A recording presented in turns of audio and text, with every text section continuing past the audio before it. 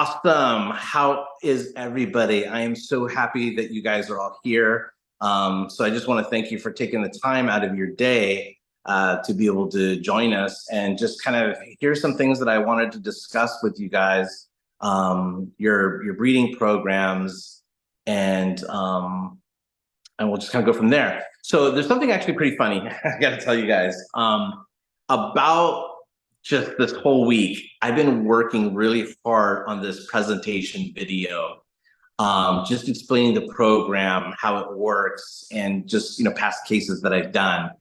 And after it was all said and done, I watched it over and over, just excited to be able to share it with you guys. And then at some point I looked at it and I said, you know what? This video really feels like an infomercial, like something you would see on late night TV. And you too can have an amazing wolf dog. Callers, operators are standing by. Call now. It was just something that just isn't me. I'll still share it with you guys because it does explain the program fairly well. But I feel that I wanted to change what I thought I was going to do in the Zoom call and just literally just open my heart and speak my truth. And some of you know me, some of you do not. Maybe some of you have heard of me. Others may have heard my approach on working with wolf dogs. Some may not understand it, and some do. But what I do know for sure is I do know that nobody really knows me on an intimate level except for people that have been personally working with me. And so I wanted to share that with you guys, is that intimacy of really, who am I? Where did I even come from? and then kind of go from there. So you kind of know the man and the person behind, all of this. So for those that don't know me, my name is Tony Neal, and I'm a canine behaviorist. I've been working with canines for going on 30 years now, a long, long time. I've seen training trends come and go. I've seen famous trainers come and go. I've seen a lot of what we've been doing with canines come first circle and start all over again doing the same thing. They say that if you don't study history, you're doomed to repeat it. And being in this industry, working with animals, has definitely opened my eye to how important that quote is. Because especially now, we're doing it again. Now, as I've been working, I've worked with some wolf dogs back in the day when I was first starting out as a young person. I was still, I guess I'm technically still young. I'm going on 50, but I'm not old yet. But I was, I worked with coy dogs on occasion. I worked with wolf dogs on occasion. It wasn't the primary focus of my business back then. But I always felt like something was kind of missing in my game. I was doing, I did positive reinforcement clicker training for about 7 years. I did traditional training for probably an equal amount of time of that. I've done e-collar training. I did some protection work. I kind of dabbled in everything, as most professionals probably do. And then I started focusing on behavior modification because I just felt that those kind of where I was needed. So I helped a lot of dogs and owners with their behavioral issues. But once again, I think at that point, I started becoming more of a balanced trainer at that point, which a lot of us that are professionals go through that phase where we're kind of looking for our tribe, looking for our truth, and then somehow we end up with just a blend of everything, and it becomes kind of an expression of yourself, of just how you choose to work with animals and dogs. And I was at that point. At that point, I considered myself a behaviorist because I didn't really work with I didn't do sport training anymore. I didn't do basic obedience training anymore. I really primarily just focused almost 100% of my attention on behavior modification and dogs that needed psychological help. So that's what I consider myself as a behaviorist. Although later on, I was corrected about that title by my mentor because he kind of taught me what a behaviorist actually really does, what they actually really do. And behavior modification is not what behaviorists do. They study the relationships of people and their owners and their pets and how they create a symbiotic relationship between the two. but it has nothing to do with behavior modification. It has nothing to do with dog training. Now, let me explain how I met that mentor. At some point, I worked at a veterinarian office, a really wonderful opportunity that I never thought I would ever have. This veterinarian gave me my own office, so I had my own office. And the point is that he wanted me for behavioral consults whenever people and his patients would come in. Now, for most of you that may be in the veterinarian field or have worked in a veterinarian office, I think you know as well as I do, that would be a veterinarian behaviorist, which I am not.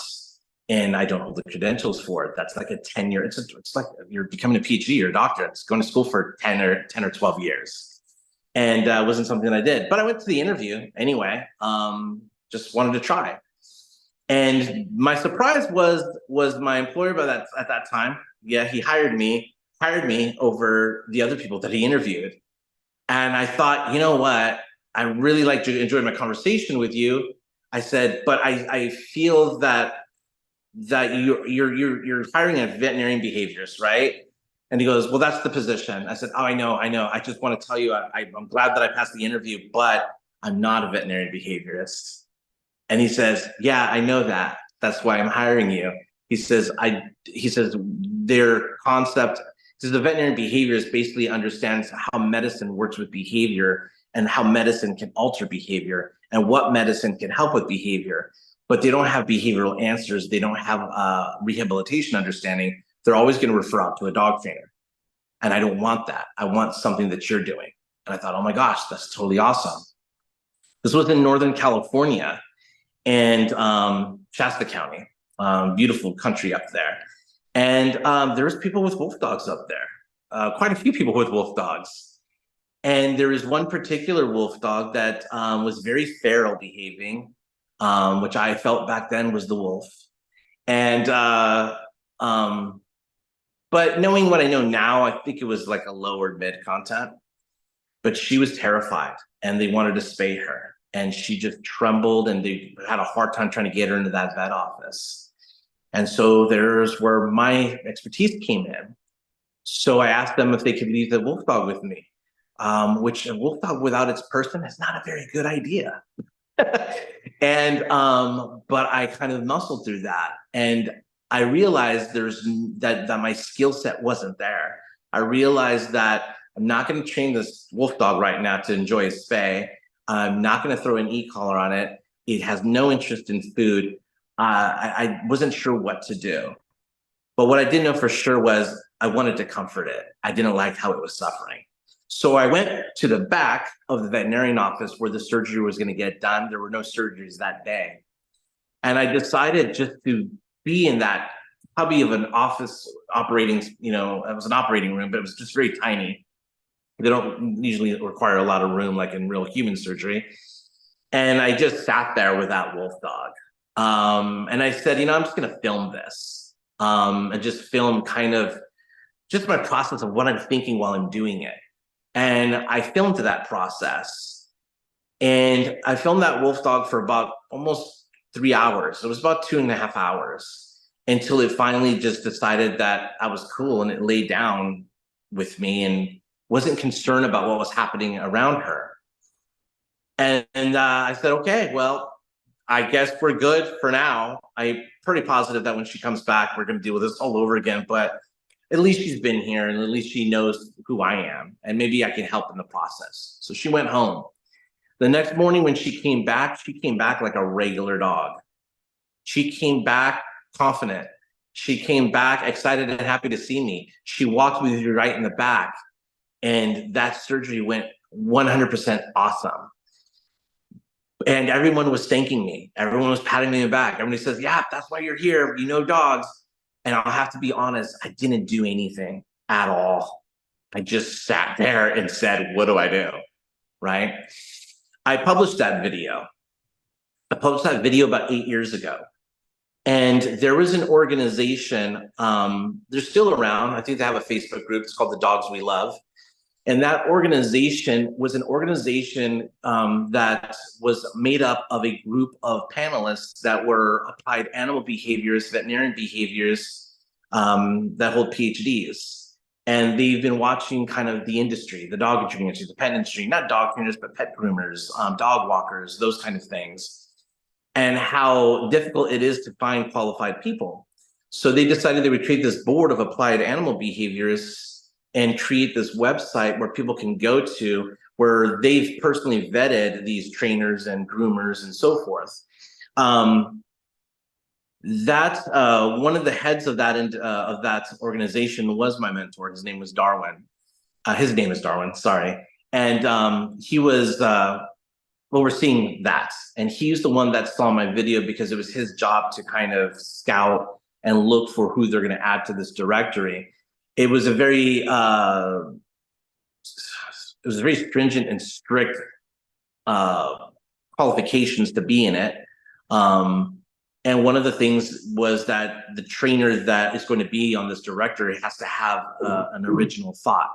Because as behaviorists, as PhDs in universities, when you graduate and you get your PhD, you have to have an original thought before you leave your school, and you have to have some sort of peer-reviewed study that is yours that no one has ever done. That's how you get that PhD. Now, I wasn't in a university, but they wanted to hold those trainers to that elevation. And so when that video was seen, that particular behaviorist said, I haven't seen dog trainers do that. That just didn't do anything and just let the dog work it out. Because it wasn't flooding, it was just doing nothing, literally. But you could see the progress, and then the following day, it was amazing. So he approached me and he said, listen, we want to add you to this directory. And it was a pretty big honor to be in that directory. And I was nominated for a behaviorist of the year. And I think I got second place on that. Forgot who got first, but I know I got second. I was pretty proud of myself. Anyway, over time, he decided that he was going to create some accreditation. And he decided that I would be one of the students that would be in that group, which I was very excited about. But he had to convince me, because when you're a trainer at a certain level, there's always a bit of ego in there. I got chosen. I'm a second nominee. He must want my help to create this curriculum. And it was just a very interesting point in my life where I thought a little bit bigger of myself than I should have. But one of the things he did was he came to me and I'm only human. So I'm not, I'm not, well, I'm not, I get in my own head sometimes, as other people do. So meaning that you're human, I think, is probably the important part. So he approached me and he said, listen, I need to ask you a question. I said, sure. He goes, have you ever heard of latent learning? This is something that I think trainers need to know. I don't think nobody has a grasp of it. People that think they do don't truly have a grasp on it. We've been watching the industry. Do you know what latent learning is? And I looked at him and said, I've been training at that point, I was training for maybe 21, 22 years. So I said, I've never heard of latent learning. I've been in this industry for a while, and that's not a term that I'm familiar with. And he goes, stop. It has nothing to do with dog training. It has nothing to do with training at all. And he said, have you ever seen a dog that's off leash, isn't a nuisance, almost like a service dog, follows its owner around, isn't a nuisance, they can walk into Home Depot? Or have you ever seen that dog that's a homeless dog that looks at the traffic signal or looks to see whether people are listening to the traffic signal, follows it based on what he's seeing, crosses the street, ignores dogs just to get to his homeless owner that's on the other side with his shopping cart? Have you ever seen that before? I said, oh yeah, tons of times. He goes, okay. He says, if you go up to those people and you say, how would you train that dog? Have you ever done that before? And I went, oh yeah, because I'm a trainer. So when I see somebody with an amazing dog that has no collar, they're not using food, it looks like they've faded it out, I go right to that person and say, I need to know, your dog's amazing. How'd you train that dog? I know the methods, but I felt like I was missing something. And I said, and the answer I usually get is a really retarded answer. And he goes, whoa, what do you mean? What answer do they give you? And I said, usually they just say, oh, I've never trained this dog. It's just always been like that. It's just an old soul. And he goes, that's what I'm trying to tell you. That's not an anomaly. That happens a lot. He says, but those people have no idea how they do that. So they have no understanding of how to duplicate that. When you go to a university and you learn about behavior, latent learning is one of the cognitive sciences that you learn. And the very reason that those dogs are doing that is called latent learning. It's basically learning from their experience, understanding what their decision process is, and they know how to make that right decision without any influence from the human influencing that decision. And that blew my mind. And I said, oh, okay. So I looked it up. I went on the internet, looked up latent learning, totally understood it. Let me explain to you what I learned about latent learning is B.F. Skinner, which they call the father of operant conditioning. He created this operant conditioning, positive reinforcement, negative reinforcement. It's what dog trainers use today. That was research done in the 1900s, and he won the Nobel Prize for that. The crazy thing is as he won the Nobel Prize, see, B.F. Skinner, when he did that research, his premise was, I have discovered how us as humans learn. And not only that, it's how all species learn. We're born not knowing anything, and then our actions produce consequences, and then it develops us into the people that we are. And so he won the Nobel Prize for that. But right after he won the Nobel Prize for that, a scientist by the name of Edward Tolman, who was at UC Berkeley, just disproved it using peer-reviewed science. So B.F. Skinner came out with this amazing concept that was peer-reviewed and won an award for, and they got debunked right after that by another scientist named Edward Tolman. Edward Tolman didn't say that operant conditioning doesn't work. He just said that's not what encompasses everybody. That's not how all species learn. There's all kinds of ways we learn. And our decisions are also based on our emotions and our cognition and how we feel at that time. So there's a lot of things that you don't know that are happening in the brain. You can't just say this is how it's happening and why. That's behaviorism. And that's why dog trainers call themselves behaviorists. It's behaviorism. And the answer to that was, there's no way you can prove that because you can't be a mind reader. So you don't know what's happening in an animal's mind. So yeah, B.F. Skinner gets that Nobel Prize. So this is what he did. He decided to do a maze experiment. He had 3 mazes in a row, and he had 3 groups of rats. And he decided to create an operant condition group, which would be the control group.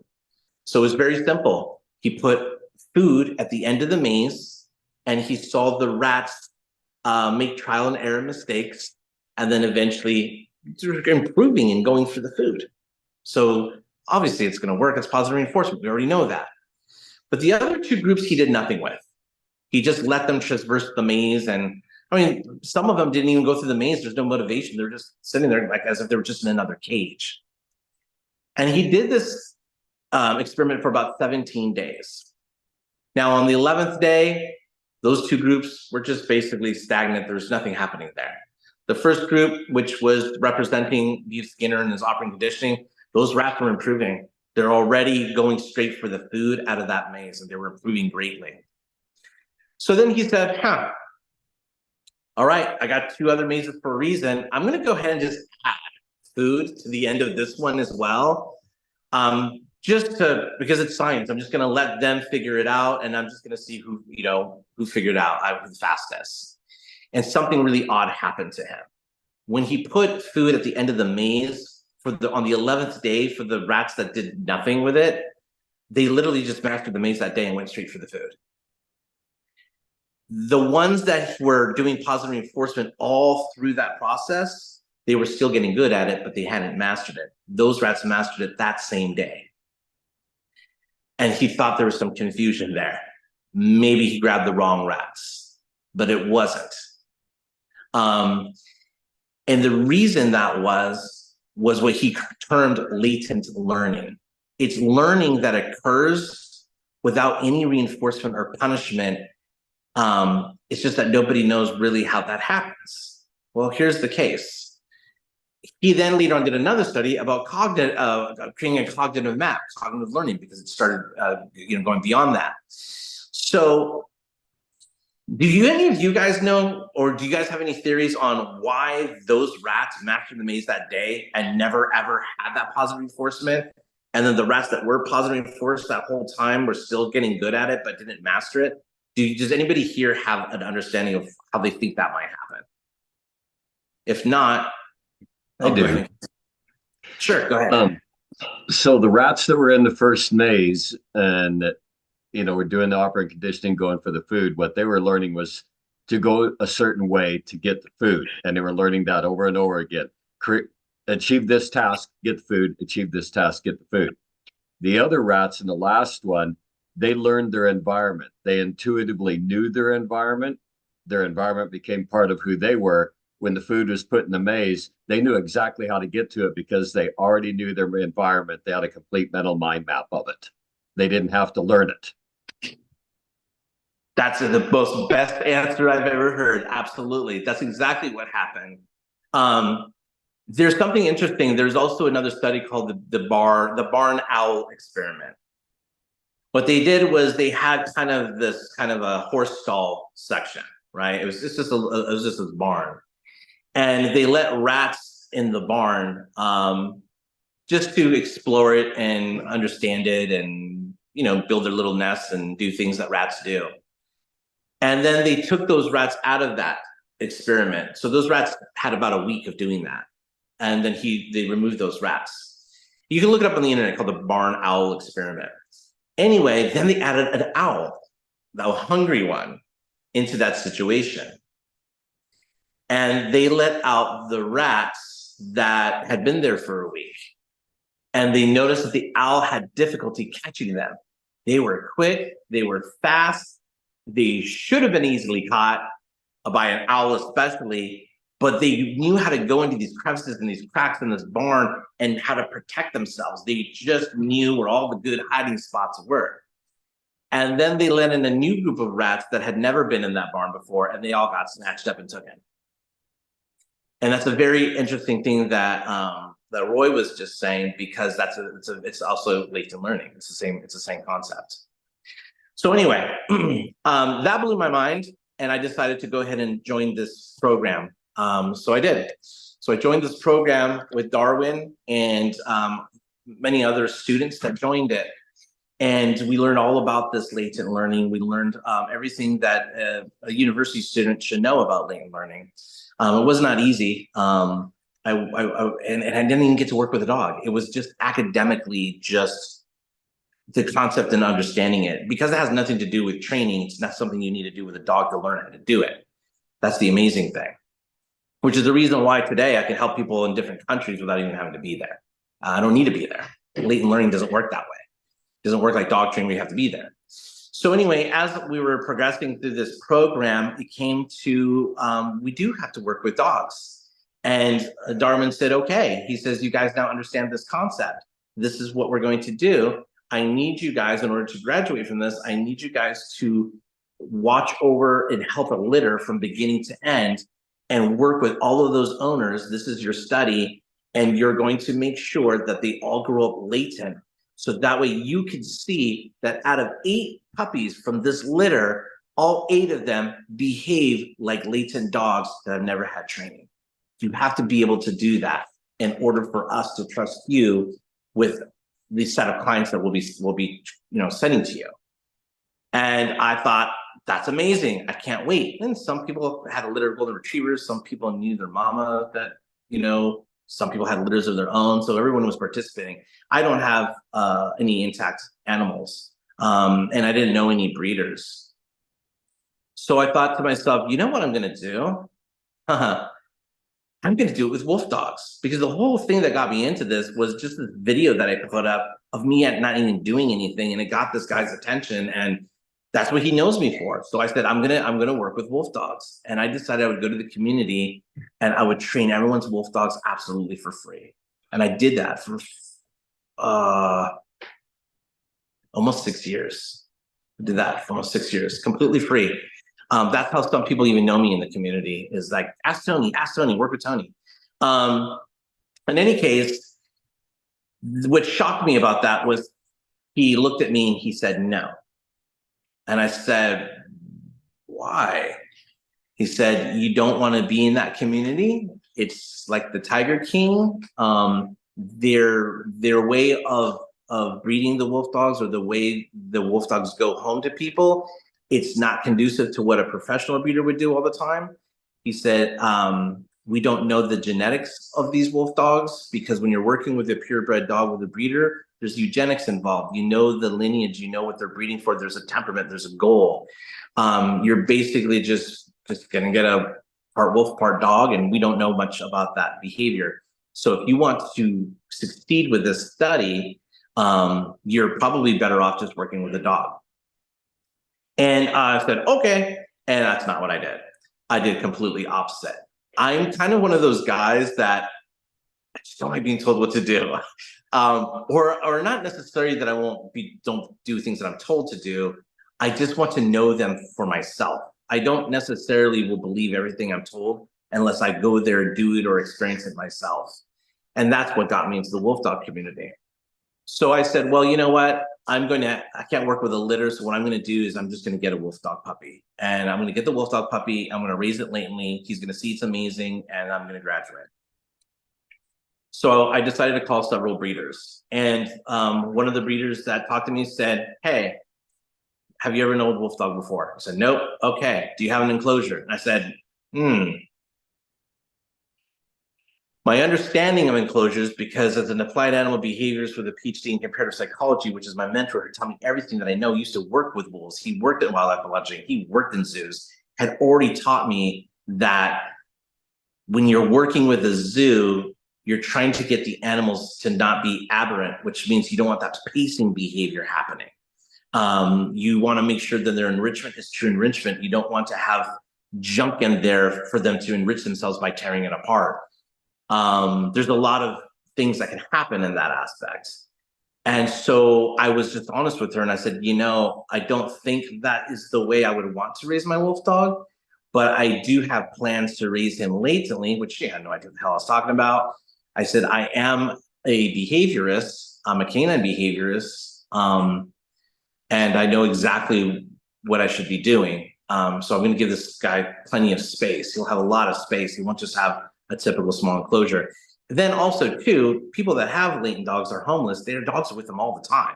Don't leave them home. They don't have a home. They're with me all the time. And that was my goal, is I was going to have this wolf dog with me here all the time. He was going to leave with me. He'd stay in the bed with me. That was my goal. And she said, absolutely not. She said, absolutely not. She said, you don't have any experience. She goes, I know that you are a behaviorist, and I'm not taking that away from you, but you've never owned a wolf dog 24 hours a day, 7 days a week. And until you do that and have that experience, then you're going to realize what it's like to have one. And I thought to myself, I believe her. I believe you. I believe you. And I said, well, then what should I do? And she said, you should start off with the low content, then start off with the mid, and then just kind of go from there. And when I started to do that, I started diving into the community, trying to see what people were doing with their wolf dogs. And I duplicated that. And I'll be honest with you, I had a very horrible experience. Also, my colleagues disowned me, and my mentor shunned me, and I didn't have a mentor anymore. So he left. He just said, I can't help you. I can't work with you anymore. You completely went opposite of what we do. You can't even be part of this organization anymore. So I have the wolf dog community to thank for that, but in a positive way, actually.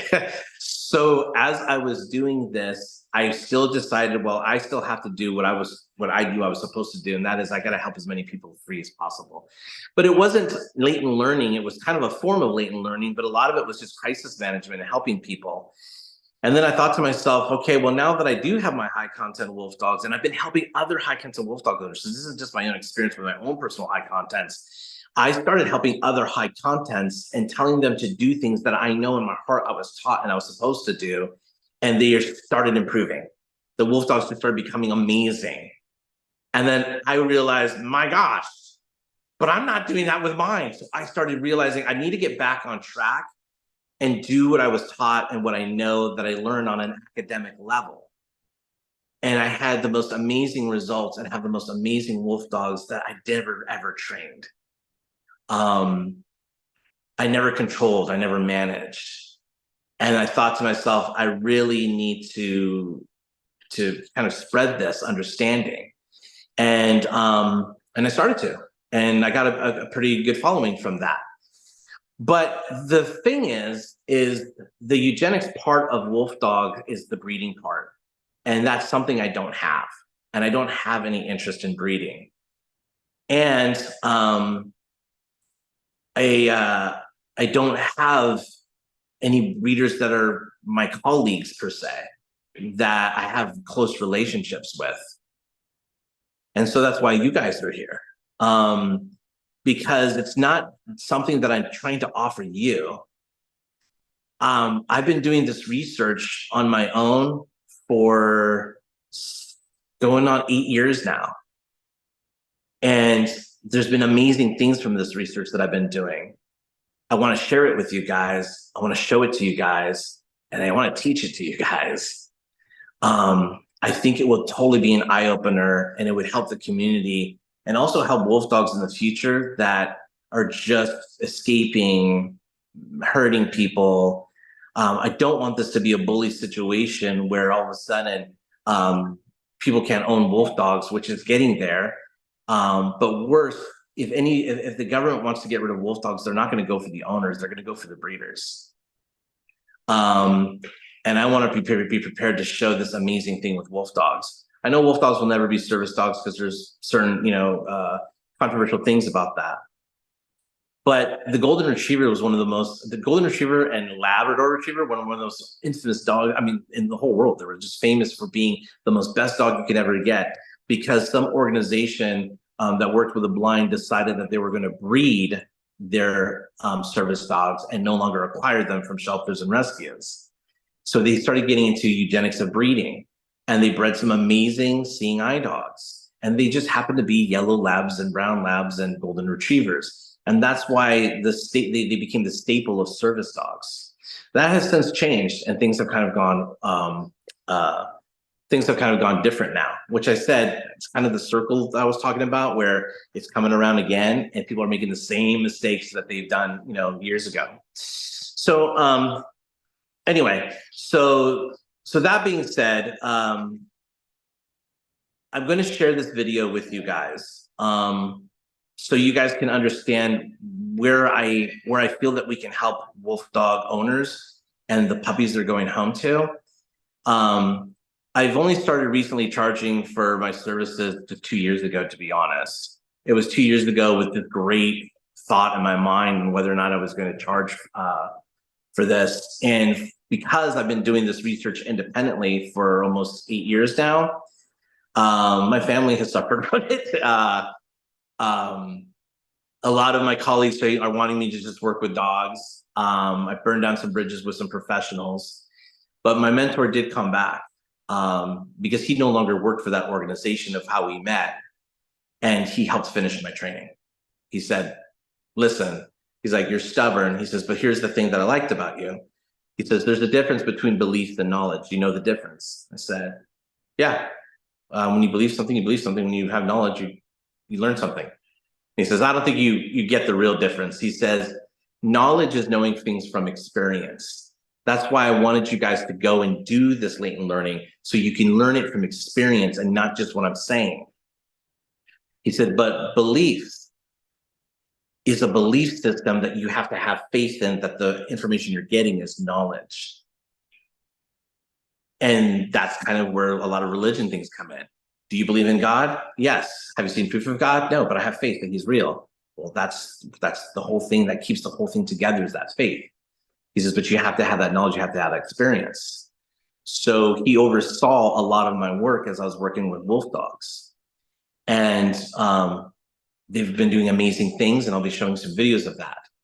But the one thing that we're missing is we don't have a good breeding program to really solidify my research and say, this is duplicatable because of the latent learning. It's not duplicatable, it's not foolproof, and breeding does have quite a bit to do with it. So without further ado, I'll show this video to you. I also have some past clients in this Zoom meeting, and I kind of wanted to give them just a little chance to talk, to tell you what they've learned or their experience so far going through this program. So let me share this video with you, and then after the video, we'll go from there. You'll see how I said the video is a little bit of a cheesy video because it sounds like an infomercial. So forgive me, I was trying to make it as professional as possible, but it came across a little cheesy to me. But man, I don't know, I could be being hard on myself. So, all right, let's get this video started here.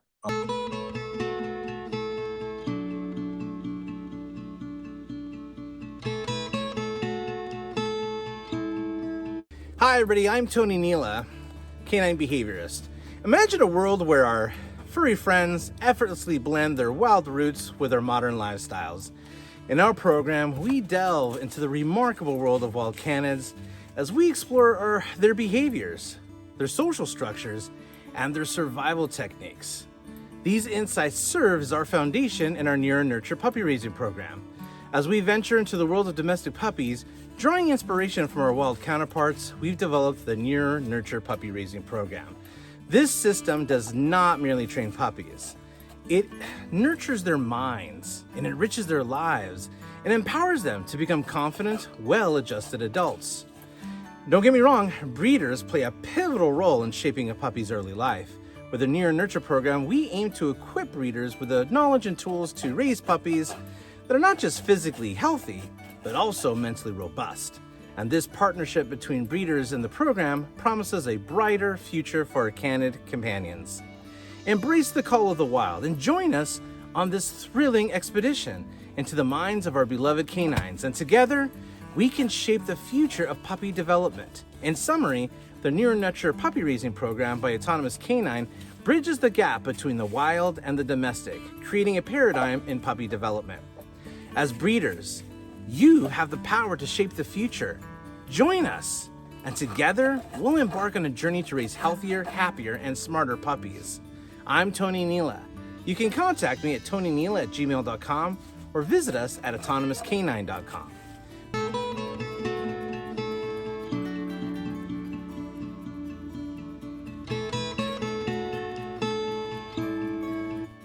The Neuron Nurture puppy raising program, conceptualized by myself as a canine behaviorist with invaluable support from several mentors and applied animal behaviorists, offers a unique and innovative approach to raising a wolf dog, distinct from traditional methods. This program steers clear of operant conditioning, focusing instead on a deeper understanding of canine behavior and its psychology. It is a comprehensive journey that addresses the individual needs of each wolf dog and owner, fostering a strong bond based on trust and mutual understanding. The program's methodology is grounded in a clear, unbiased grasp of contemporary cognitive behavior, avoiding conventional operant conditioning techniques, instead emphasizing nurturing innate behaviors and latent learning, providing a more intuitive and natural learning experience for wolf dogs. This approach begins in the safety of the owner's home, gradually introducing them to real-world settings to refine their skills in a supportive environment. The membership aspect of the program is a key component, encouraging owners to share their insights and experiences in a peer group setting. This collaborative approach not only enhances the learning experience, but also builds a community of informed and empathetic owners. The program includes workshops and seminars led by experts, covering a range of topics from canine health to behavior modification strategies, all within the framework of this unique training philosophy. Flexibility is a cornerstone of the program, accommodating the varied lifestyles and commitments of wolf dog owners. Whether participants are seasoned trainers or parents, the program is designed to suit their specific needs and availability.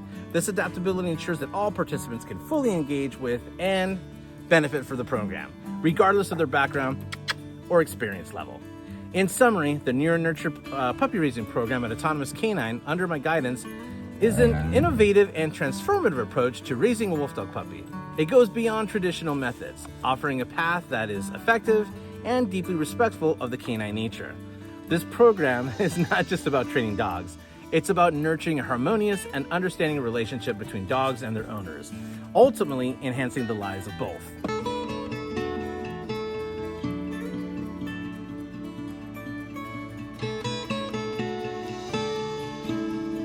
The world of dog breeding is evolving, with breeders constantly seeking ways to differentiate their offerings and provide added value to their clients. An innovative approach to achieving this is partnerships with specialized puppy training programs. Such collaborations not only enhance the breeder's reputation, but also ensures a better start for puppies in their new homes. The program emphasizes a holistic approach to puppy training, incorporating positive nurturing techniques and latent learning. By including the program with each puppy, breeders can assure clients that their new Wolfdog puppy will have a strong foundation of behavior and obedience, setting them apart from their competitors. The program extends beyond basic training, offering mentorship opportunities and community involvement, and this aspect resonates with new puppy owners who are often looking for ongoing support. Breeders who partner with such programs demonstrate commitment to the long-term well-being of their puppies, enhancing their reputation as a responsible and caring professional. The program's flexibility in accommodating different lifestyles and commitments makes it an attractive addition to a breeder's portfolio. It can also be tailored to suit the specific needs of different breeds, ensuring that the training is as effective and relevant as possible. This level of customization is a significant selling point for breeders. Incorporating a comprehensive and flexible puppy training program into a breeder's offering is more than just an added service. It is a commitment to excellence and a testament to the breeder's dedication to the lifelong well-being of their puppies. Such partnerships not only enhance the breeder's reputation, but also contribute to the overall satisfaction and success of new puppy owners, creating a ripple effect, positive outcomes in the Wolfdog community.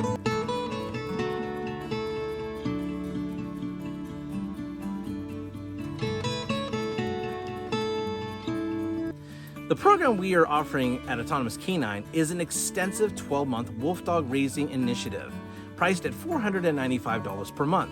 Currently, we are offering the provision of a complimentary 2-month period to select breeder litters only. However, it is imperative that the new Wolfdog owners initiate contact with us prior to the puppy's relocation to the new home. Post this initial period, they have the option to continue with our month-to-month program. It is imperative that the new owners initiate contact with us prior to the puppy's relocation to their new home. Post this initial period, they have the option to continue with our month-to-month program. It is important to note that owners that reach out after behavioral issues have already arisen, or the puppy has been in their care for 3 weeks without prior contact, we will regrettably be unable to accept them in our case study. This program also serves as a valuable tool for breeders, offering them insightful report cards weekly on their litters. And these reports provide an in-depth analysis of the development and trainability of their pairings, offering breeders critical data to assess their breeding strategies and pre-adoption puppy care. Over the course of this 12-month behavioral study and temperament assessment, we've observed varied responses in puppies regarding their understanding of personal and physical boundaries. This discrepancy appears to be linked to the age at which puppies are separated from their mothers. Our case studies indicate that puppies separated earlier require more time and patience in the program, typically completing it between 8 to 12 months.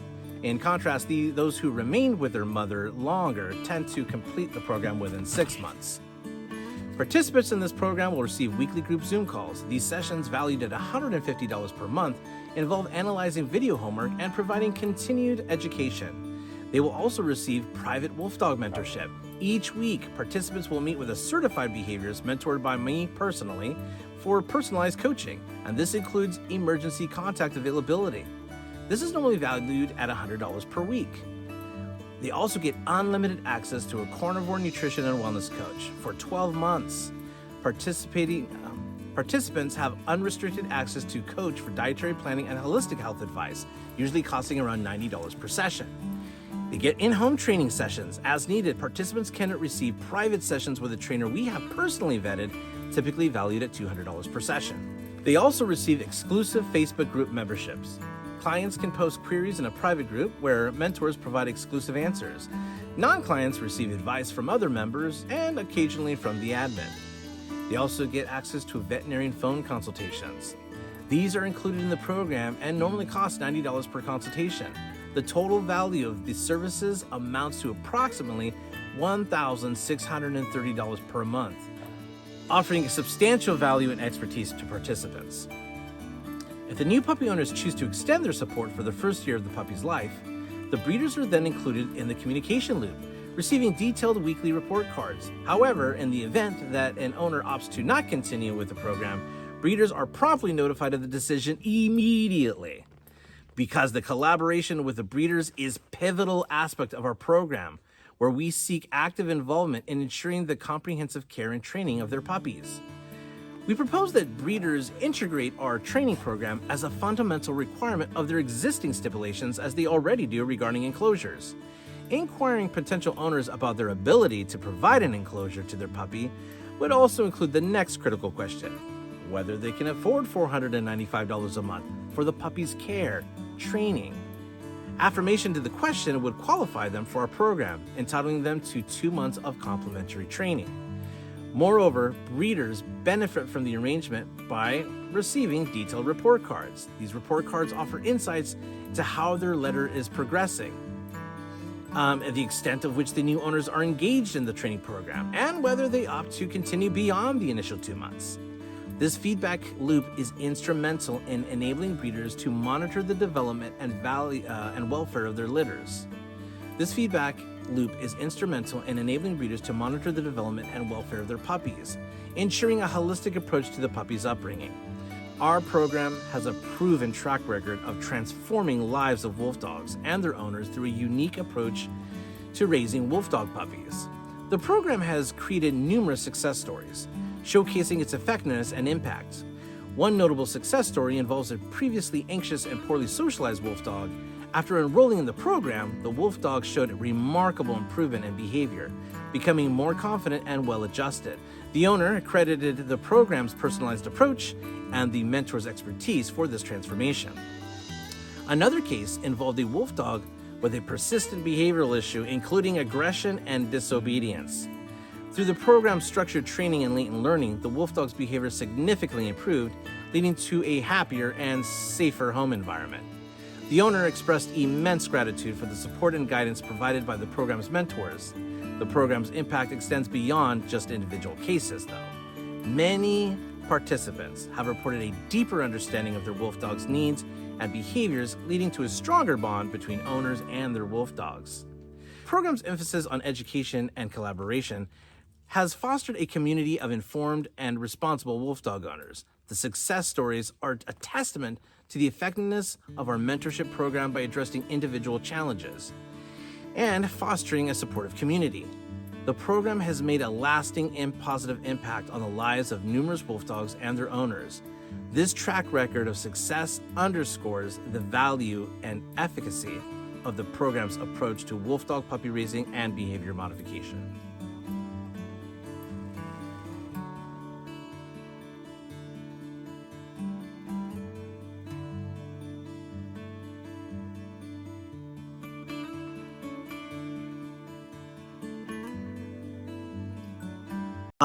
So what I wanted to do now, before I just kind of allow open discussion as well, is it's one thing to see testimonials, and it's one thing to read on Facebook, how someone has worked with me or what they learned through me. But it's a whole different ballgame when you get to hear that person in person. And so I was hoping that a couple of my clients that are here, which are now part of the program because they're going to help me with this actual, study on the litters, are actually here in the Zoom call with me. So Mace, if you wouldn't mind, would you mind just sharing your truth as far as what you were doing before you met me, how you even found out what I was doing, and just your journey so far with your dogs? Hi, everyone. So awesome to be here with you. I found Tony, oh gosh, way back when, when I went from 2 wolf dogs to 3. Now I've had wolf dogs since 99, and something just kind of flipped when I went to 3. And I just started searching out there, man, who's out there that's going to help us, right? Like something just wasn't happening the way it was before. 1 wolf dog, 2 wolf dogs, and I have them in the house. By the way, guys, pretty much minimum 50% of the time they sleep in there at night. But when I went to 3 and I got my little girl Alaska, something flipped for me and I was finding it difficult. So I just started finding Tony, and the things he was saying, I'm like, this guy is going to make a difference to the wolf dog community. And we started connecting, and I went to one of his seminars live in Virginia. We started working together, and we were working on all three at first, which was difficult. And then we finally said, okay, what do we need to do? And he said, which one of your wolf dogs is the most difficult? And that would be my youngest, my Alaska, who's 2. And basically, we've all had experiences where some wolf dogs were harder than others, but she had a difficult transport, and all the things that I was doing before. And I've trained for a long time, guys. Like, I've been training animals forever. And she was just like one of these ones who was scared of everything at the end of her leash, trying to get to God knows where. She wouldn't go with the pack. And all the stuff I was doing, oh, give her exposure, let her be with the pack. It wasn't working. And Tony said, let's work on her.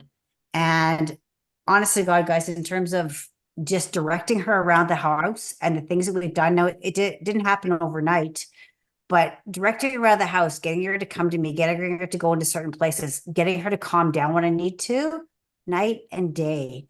And I would say when I ask things of any of them, she's gone from my worst behaved to probably my best behaved in terms of that. And I just don't know how it would have turned out if I didn't get the help that I needed. And a lot of the time she's doing it, making her own decisions, making good decisions. And I'm just ever so grateful. And now I want to learn it, and I want to help teach it too. Any questions about that, anybody, or Tony, was there anything from our experience that you want to add? Yeah, one of the things that I did want to just, add, just so everybody else knows too, that for the majority of the reason why I really need the help from the breeders is it's kind of pushing this. And once we have those breeders set, we're not going to be taking on any other breeders. So I just want to let everybody know, when you're in this, you're in this with me for life. There won't be any other people participating in this with us. It'll just be us, because I need a close-knit community, almost tighter than Facebook. I need my own tribe and to help me with this research. And so I'm hoping that you guys will be that tribe, with me. But I did not work with Mace as she had them when they were puppies. So this is kind of where the majority of my work has been, is I've been doing latent learning with behavioral issues. And to be honest with you guys, that's not what it was designed for. That's not what my mentor wanted me to do with it. It just so happened to work really good with behavioral issues. And that was something I didn't know would happen. So I could only imagine just getting a hold of these puppies from the very, very beginning.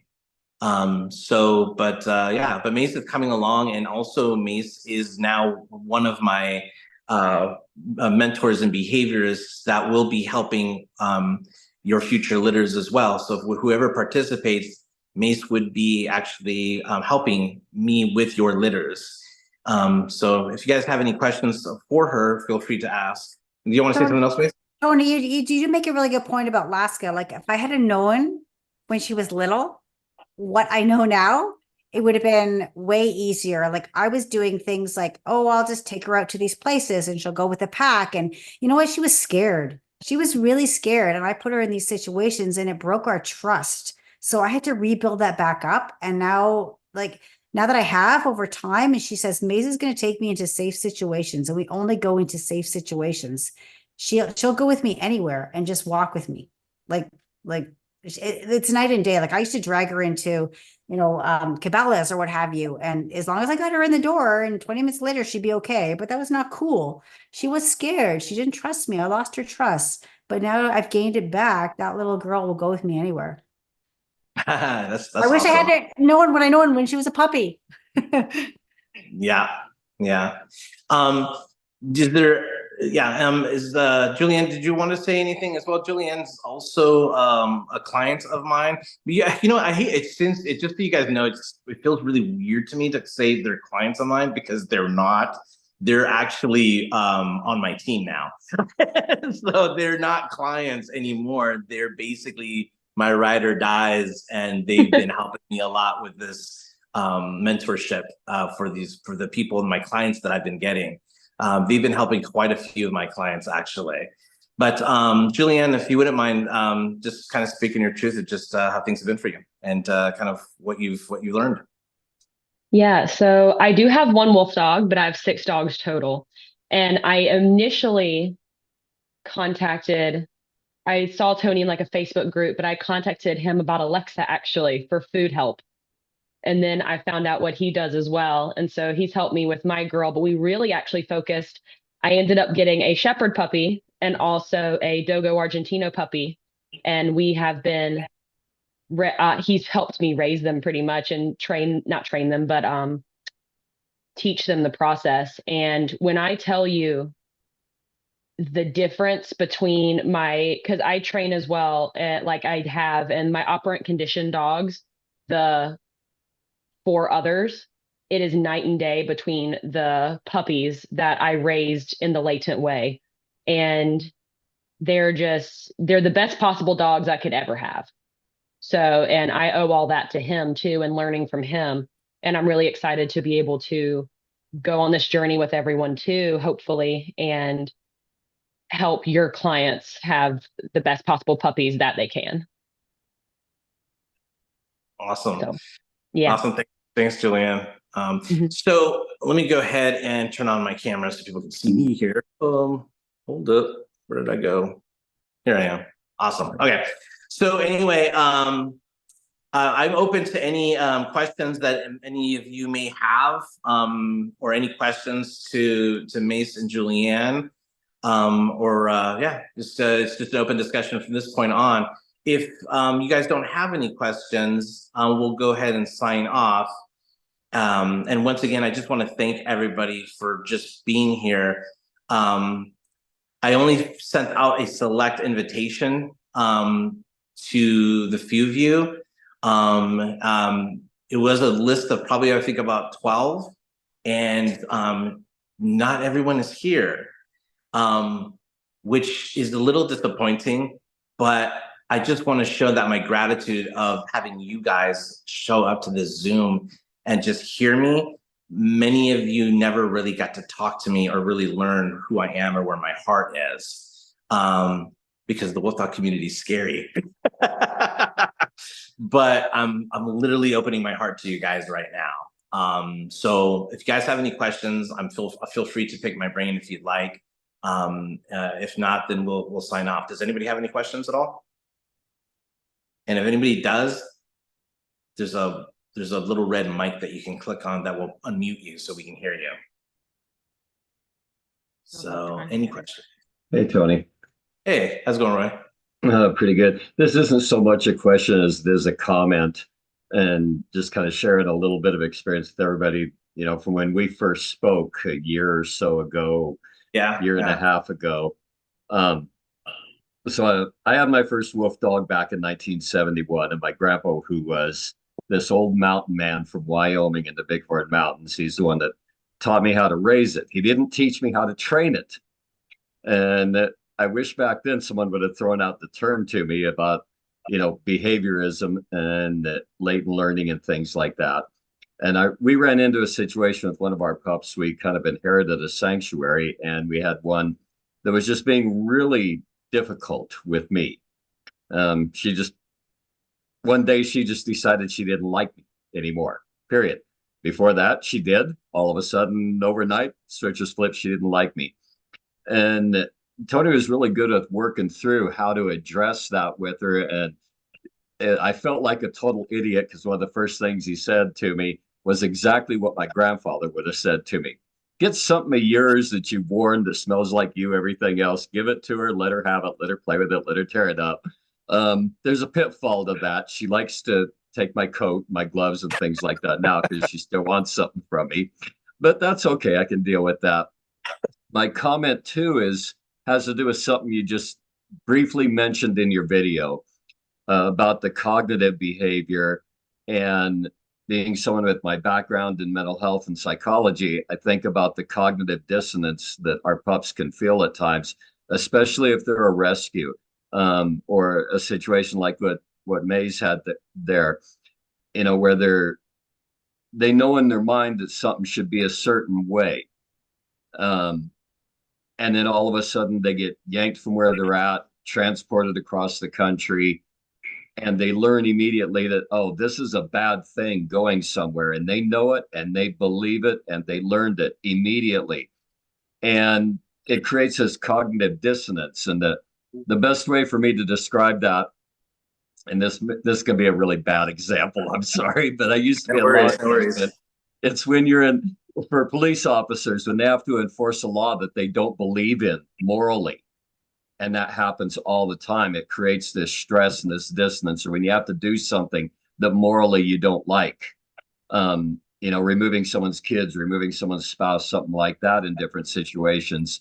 And you're taking the wrong person out of the house or something like that. As a police officer, that creates some cognitive dissonance. And, I've seen that with these pups, that same kind of dissonance. Oh my God, when I get moved somewhere, I learned that's not a good thing. Now you go to try to take them out of the house and off your property and out in public, and they don't want to go. Yeah. They know why they don't want to go. They've experienced this before. And that cognitive dissonance that, they're feeling with that, training is not going to address that issue in any way at all. What I really like in the last year and a half is that this isn't training, and it is addressing issues like that. Just as an example, there's so many other issues. I mean, it's see these same issues raising your kids. And how do you address those issues and work with them and help? When I say the client, that's the pup to me, and their puppy parent, they're the person that's caring for them. That's the other client. How do you address that issue in a way that doesn't involve positive and negative reinforcements and rewards and punishment and all those things? They're all tools. There's a place for them, but more importantly to me is the learning rather than the training. And that's what I've gotten from every interaction that you and I have ever had. And it really, for me, that ties in with my whole, like you say, belief system, how I was raised by my grandfather and what my grandfather taught me as this old mountain man that just understood animals, no matter what they were. We grew up with everything under the sun living in our house, all kinds of wild animals. And he just intuitively knew it. And I think it's really cool that to be able to find something and find a group of people that are looking for that same thing and understand that type of learning and that type of behavior, and all the upsides of it and the downsides of it, and how to address the downsides of it through behavior rather than rewards and punishment and all the typical training things, and positive and negative reinforcement. I mean, like I say, those are good tools in the right situation, but they're not the primary tools I would ever choose to use. Yeah. So Just that, sorry, go ahead, Roy. In the video, that's all.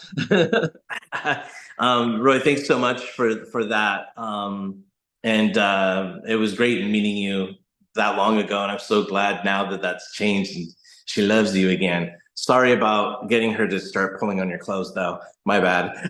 But I knew what she needed. We'll figure that part out later on.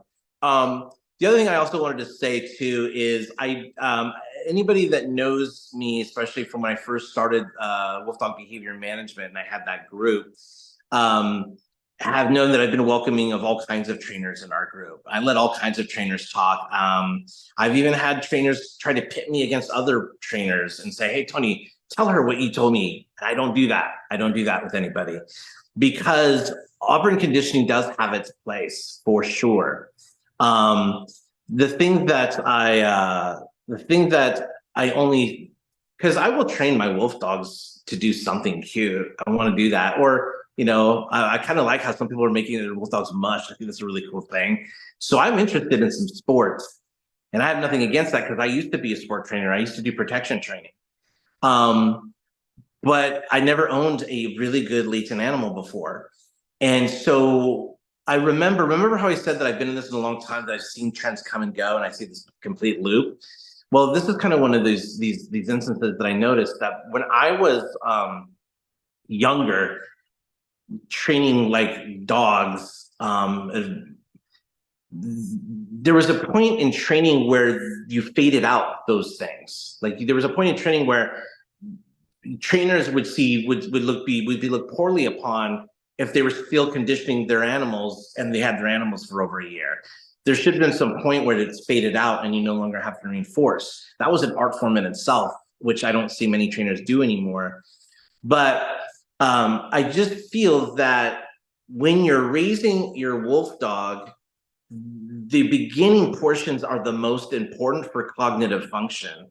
And so you should raise your wolf dog cognitively for a year. And then after that, if you're like, let's say, a protection trainer or something and you want to try, then go ahead and start playing tug. Then go ahead and start working on those things that you wanted to work. Once you have a dog in latency, it's hard to pull them out of latency because that's who they are at their core. Because in this program, what we're really doing is not just learning.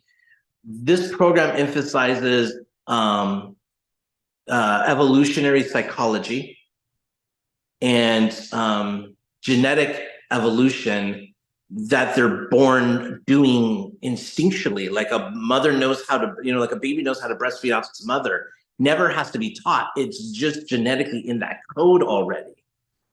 And that is their core. That's who they are. And so you should nurture that, and you'll be surprised what a high-functioning cognitive dog you'll have even after your training. But when you interfere using operant conditioning as a puppy and you don't develop them that first year, then you have a dog that you kind of always have to reinforce. Because if you stop reinforcing the behavior, it's going to go away. And that tends to happen. That won't happen with a latent dog that you raise, not when they have that heightened cognition. So I think back in the day when I was younger, in the beginning stages, when I wasn't even a dog trainer, I just knew of dog training when I was younger, and I just never knew I'd be a dog trainer. But there was also old dog training books. I have dog training books from the 60s. And every single one of those books said the same thing. And I said, oh, well, we don't believe that anymore. And that was, do not start training your dog until they're 6 months of age. And back then, they didn't have puppy classes. There was no PetSmart that did puppy classes. Puppy classes happened around the early 80s or so when a veterinarian named Ian Dunbar bought a puppy.